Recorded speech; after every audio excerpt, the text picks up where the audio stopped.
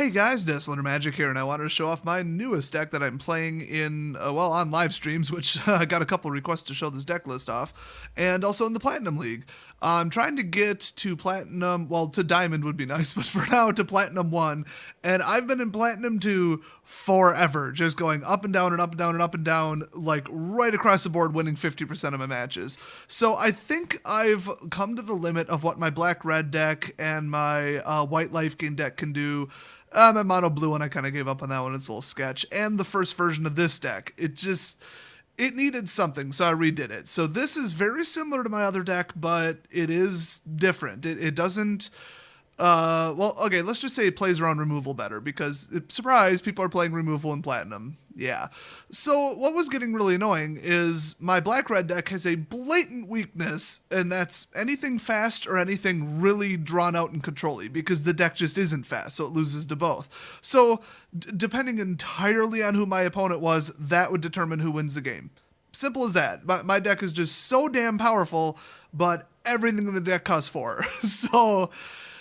that's a little much. So if they end up coming at me with a mill deck, a Teferi deck, I mean, I've beat Teferi a couple times because there's just so damn much removal in that deck, and it is slow, but, you know, anything red blitz, white blitz, mentor, it's not like I never beat it, but I definitely had less than a 50% chance. And then, like, literally anything else, good luck. Like, if you're trying to win with creatures at about the same speed as me, no way in hell are you going to beat that deck. So just the loss percentage was so aggravating, and I don't know if this is still a thing, but it would seem like every time I would switch decks to a faster one after playing like just blitz, they wouldn't put me up against blitz. It's like they know. And, you know, the average CMC of the deck indicates the speed, so maybe Arena does know. I mean, there's no more matching on deck power, but there's deck type. Or maybe in competitive they like reduced it. I don't remember what their notes said, but either way, something suspicious. So I thought, what can win more consistently? It's a little bit faster, but you gotta have that late game, or mid to late game even. There's nothing that costs 1 or 2 that can win the game in standard right now. There's nothing good enough, and nor should there be. That's more of a modern thing. There's very few things that cost 3. I mean, you got good stuff like Banalish Marshal, you got Jadelight Ranger. I can name all kinds of fantastic cards. I mean, other than Tempest Djinn, what else can just single-handedly bomb out the entire game? There's not many, and if you do drop it on turn 3, they're just going to blow it up. So what you really need is to just get to a higher mana level quicker than normal. So I noticed that popular black decks will just use draw, popular red decks will use hand refilling, popular blue decks will just draw the living crap out of everything, and then popular green decks will ramp. Well, all 4 of them get more lands into play one way or another than anything else. So it seems like to even compete on that level, that's what you need to do. So I thought this color combination right here, oh yeah. And the other thing you have to be able to do is control. If your deck has no control, you are going to lose. It just doesn't matter. I even tried like a ramp hexproof deck with no control whatsoever. It was fun. It was gimmicky. It just wouldn't really win more than 50% of the time. It was pretty good. It was entertaining, but you know, you can only go so far with that. So basically, unless you can stop your opponent from doing various things, like, you know, stupid combos, dropping out their bombs, if they just get too big of a board state with like some kind of Selesnya flood deck or just any kind of draw flood deck, people are doing, it's that green card. I think it's in this damn deck.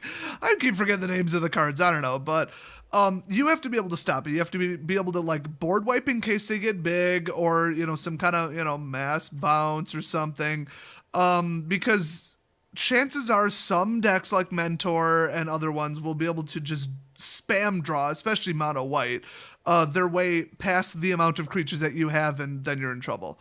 But then also you got to be able to stop like early game, you got to be able to stop mid, so it's like you got to be able to stop everything. I thought, well, the best color for that probably is realistically blue. I mean, white can exile stuff and wipe the board, but then board wipes affect you too. It's just rough. And then you got, well, stuff like that 6 cost bounce everything back to hand, which isn't even in this deck. That's cool, but it costs 6. I mean, you're probably dead by then if it's like a Goblin Blitz deck. And they just dump out tokens. It's not even about cards with them. It's just about I'm flooding. It doesn't matter how many cards I draw. So this is what I came up with. So that's the explanation of the meta and how you beat it. And by the way, look at this curve. This is what we're talking about right here. I mean, this is what you want for a ramp deck. Oh, yes. So we got Llanowar Elves in only 2. That's amazing. And I'm going to skip around a little bit because I want to do these by category. Then we got, okay, Ramp, Drover, cool. It's multicolored, that's why I put 4 of these in and 2 of the Llanowars. Yeah, those cost half, but only tapping for green is actually a problem. And this might actually get out a dinosaur. Then we've got Gift of Paradise. That's actually wonderful ramp. A lot of people overlook this. I saw a couple of people playing it, and I'm like, oh yeah, that is a card. Shoot, I'm not playing that because enchant land, and you could do one that you're not tapping for this, and then you immediately gain 3 life, which early game could be like 1 entire swing or close to it.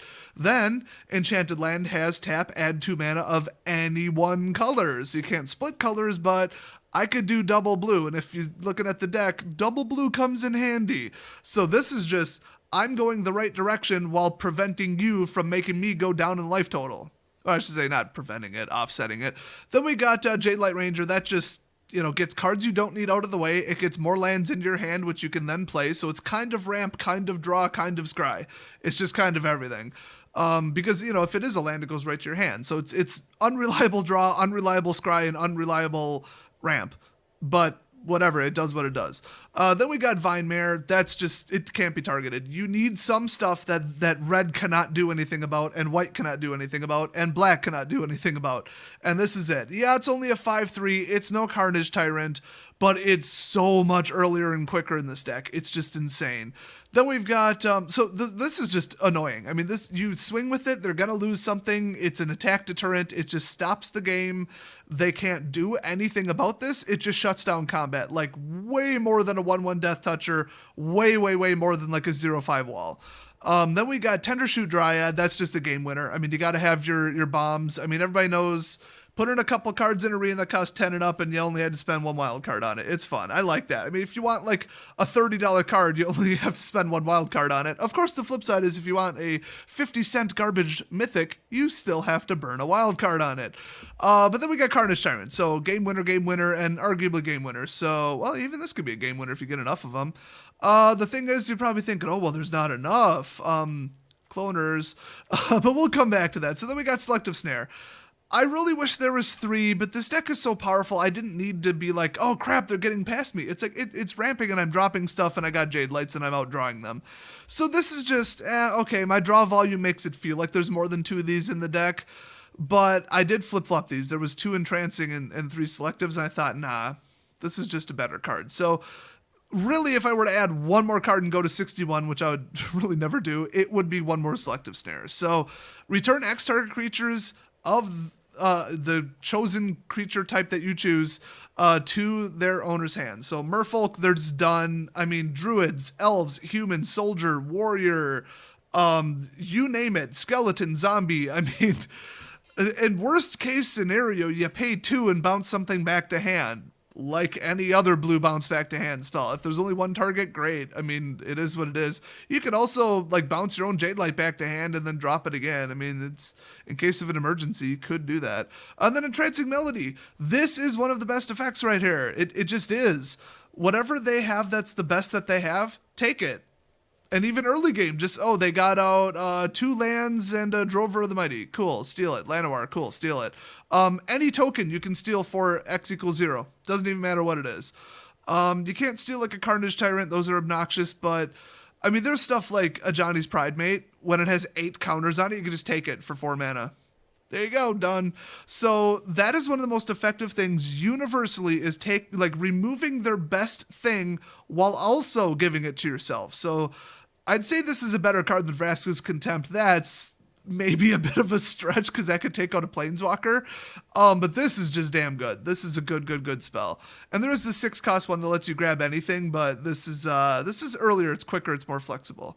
And then that's it. We got Island, Forest, Hinterland, Woodland, Evolving, and I mean, it is what it is. Until we get the Simec lands, it is what it is.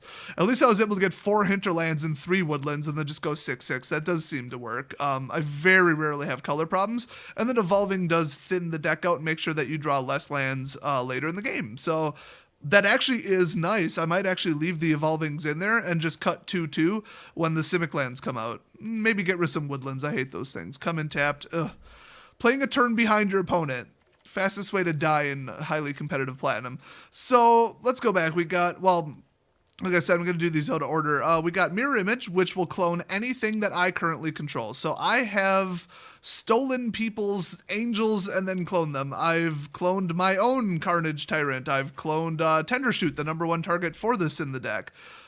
This gets crazy. These stack. Tendershoot should have been mythic. There's like 10 cards in standard that should have been mythic. Or not mythic. What the hell am I saying? Legendary. It should have been legendary. You should never, ever have 2 of these out, and then they print garbage like this. It's insane. I mean, I already made a video about all the cards, or actually it was a community post about the cards that I think definitely should have been legendary, including History of Benalia. I don't know who the hell at Wizards forgot what legendary was, but big mistake. So anyway, this can be essence scattered. It seems like most people in Platinum have figured that out, unfortunately. This one can't. So at least if they're running one style, okay, I mean, only a non-creature counter spell can take this out, or a generic one. And if they do, just cast it again. This is the better card. Yeah, it's double blue, but it's just the better card. Jumpstart, go for it. You're going to have plenty of spare cards.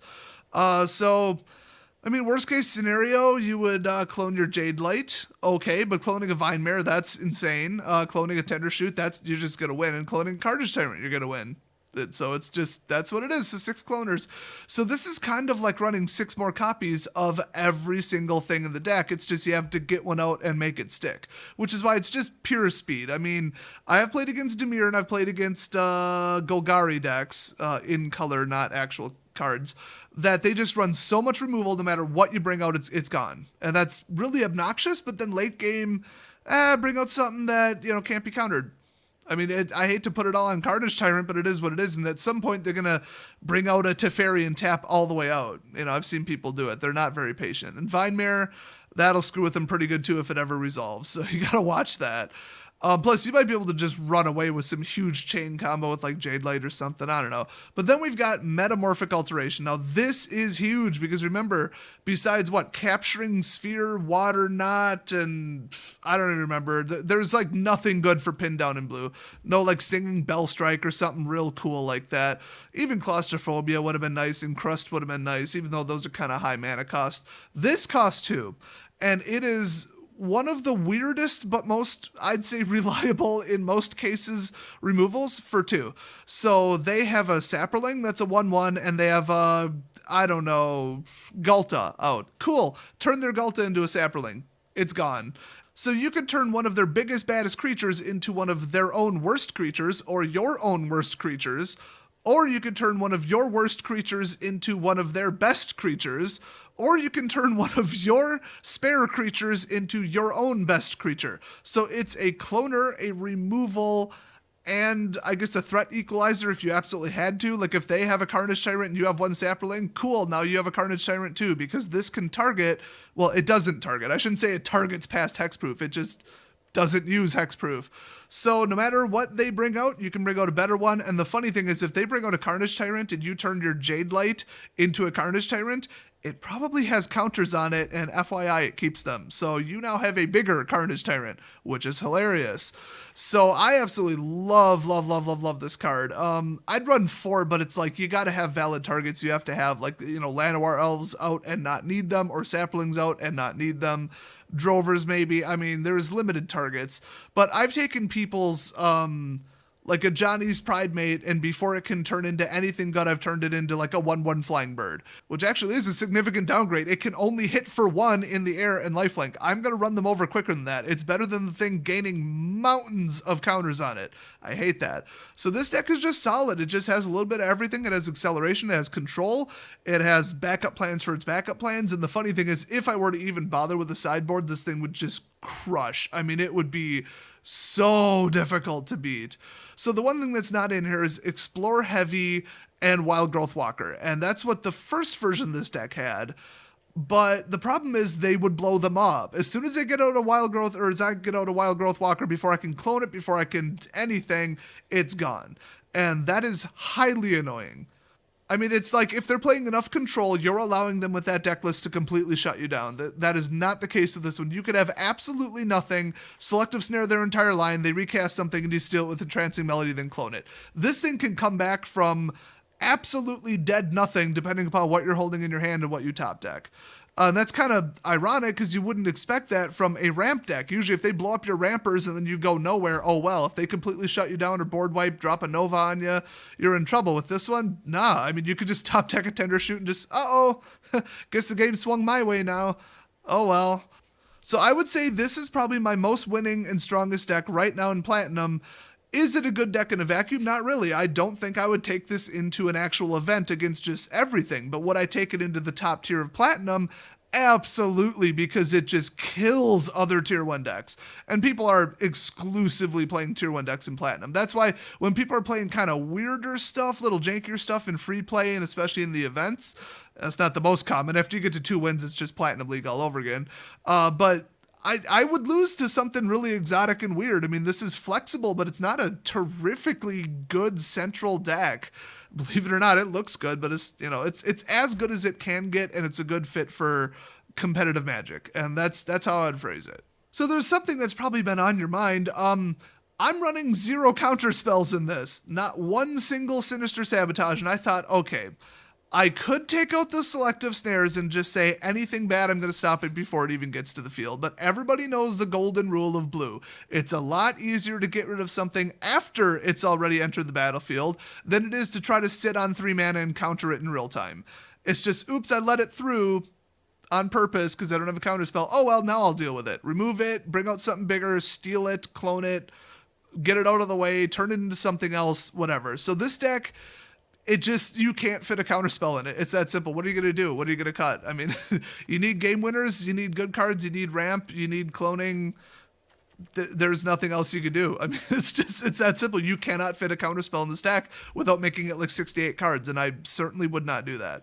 So, strangely enough, it doesn't run one. Now, if you were to go up against some stupid gimmicky combo deck by taking the Staff and M or something, your whole sideboard could be like 8 counterspells or more. Just put, Sinister and Syncopate in there, and boom, you can just stop something that isn't like a generic good flood creature control typical tier 1 deck. So that would let it beat a lot more stuff in the second and third game. So overall, this could be a good deck for FNM. It's just this was crafted specifically because I was sick of going nowhere in Platinum. So hopefully this helps you out. If you're still playing my black-red deck, I have made it different. I might as well just show you. Why not? Oh, and I named it Birdo and Pirate Cow. So we went with Burglar Rat because this, just giving them enough cards and enough things that I can't blow them up in real time is what I've been losing to. So Burglar Rat, and plus Death Trigger, you never know. You could bring it back from the graveyard, that's a thing. So cool. Costly Plunder I went to 3 because I've just been overdrawing them. Reassembling Skeleton 4, Lava Coil, of course. And then 4 Heartless Pillage. Those weren't even in there. So we got 6 discard spells right here total. And this thing is 2 for 3 mana. I mean, on turn 3, this is just horrific. It is absolutely deadly. The problem is it's the best against like a white-blue deck, and they're going to sit on a counterspell, and so is dimir, which is really annoying. But, I don't know, you can just wait. I mean, their last 2 cards in hand are probably even more valuable than when they got, 5 sitting there. So, it is what it is. I did go to 3 Midnight Reapers because, there's only so many creatures in the deck, and I'm sick of getting pinged for 1. Card draw was a lot less important when I'm nuking their hand. And then we got 2 Ravenous Chupacabras. I think there was like 4 before. I just needed to get it cheaper. You could see, I made it so much cheaper. I mean, okay, there's 13 2s and 9 4s now. I think it was just about the opposite before. Then we got 3 Vraska's Contempt because that card's freaking amazing. And then we got 4 Phoenixes, 3 Angrass. I almost cut one, but he's just too damn good. And he was consistent with the whole I'm going to nuke your hand thing, and he does it over and over and over. Then we got 4 Banefires. I think there was 2 last time I showed the deck list. It's a game winner. It plays around control. It can't be countered. It can take out a Planeswalker. It's just another Vraska's Contempt that can win the game. I mean, and if you had to blow up a Llanowar Elves for 1 on turn 2, more power to you. It still works. That's why I completely got rid of, not Lava Coil, the other one, Cast Down or whatever, Cast Out, Cast something. And then I went to 2 Memorials. I've been thinking about cutting that to 1. I mean, what do I really have to bring back? There's half the Chupacabras and Burglar Rat. I mean, I might just cut that to 1. I changed the amount of lands. It's 24 now. And we got Swamp Mountain, Cinder Barrens, and then 4 Dragons, 4 Evolving Wilds. Because you do not want to draw lands late game. I have lost so many games to that. So many games.